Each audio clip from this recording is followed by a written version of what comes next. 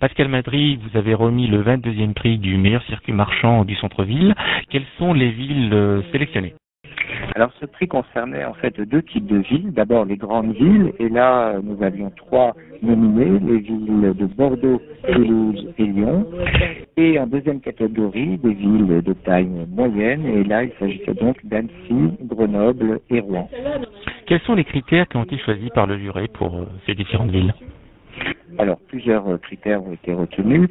D'abord, la qualité de l'espace public, et là, c'est évidemment l'investissement de la collectivité sur ces espaces centraux, c'est le revêtement du sol, c'est la qualité des façades, c'est aussi le mobilier urbain. Plus celui-ci est homogène, et plus il va permettre de renforcer l'identité du centre-ville.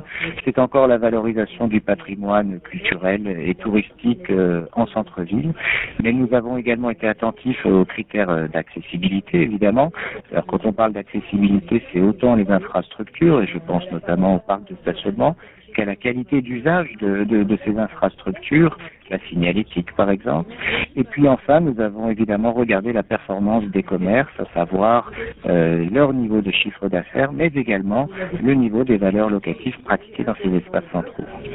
Quels ont été les lauréats de ce 22e prix? Alors, pour les grandes villes, la ville lauréate est Bordeaux. C'est Bordeaux qui a été primée finalement pour à la fois l'homogénéité de son espace central, et en particulier de sa rue Sainte-Catherine, mais également pour finalement la modération des valeurs locatives sur cet espace. Alors, une modération toute relative, parce que les loyers sont très chers sur cette rue, mais finalement un peu moins quand même que dans certaines grandes villes.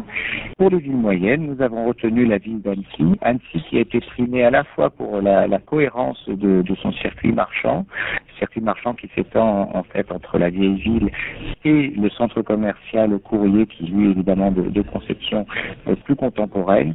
Et puis là encore pour la qualité, pour la performance des chiffres d'affaires des boutiques qui se développent dans ce centre.